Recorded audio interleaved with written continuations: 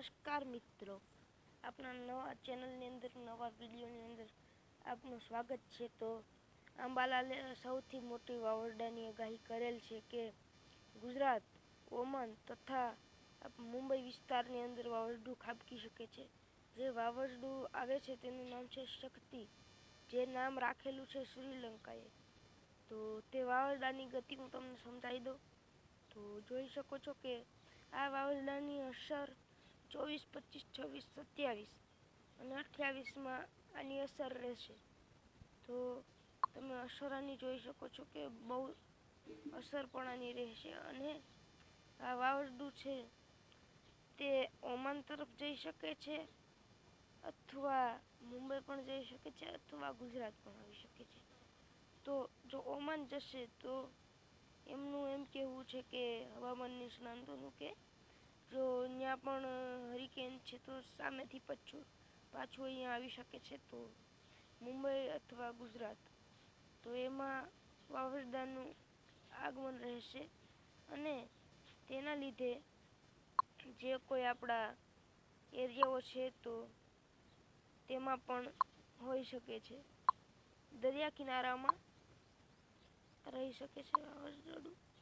And અહીંયા એક second guys. તો મિત્રો, તો વાવાઝોડાની આગાહી તમને મેં કીધી. હવે તમને વાવાઝોડાની ગતિ બતાવી દઉં છું.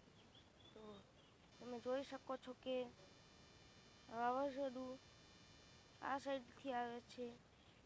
તો તમે જોઈજો કે કઈ રીતે હરિકેનના રૂપમાં આવે છે. તો અત્યારમાં તમે જોઈ શકો છો કે આ વિસ્તારને કે આ એરિયાને અત્યારે ધ્યાનમાં રાખીને તમને કહી રહ્યો છું.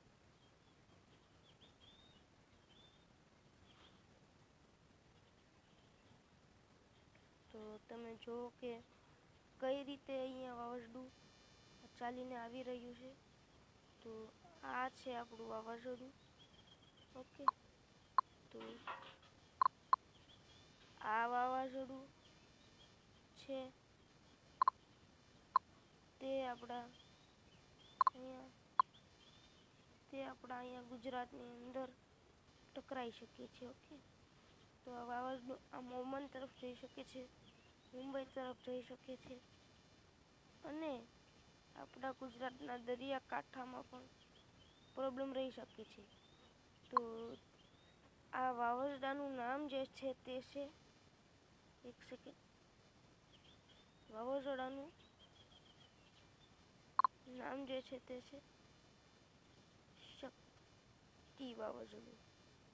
તો હવે શક્તિ વાવાઝોડું છે તે આ ટાઈપથી આવી શકે છે. આ ટાઈપથી તમે જોઈ શકો છો કે આપણા ગુજરાત તરફ જ આવી રહ્યું છે. તો તેના માટે સાવચેતી રાખજો મિત્રો. તો આજના વિડીયોમાં એટલું જ.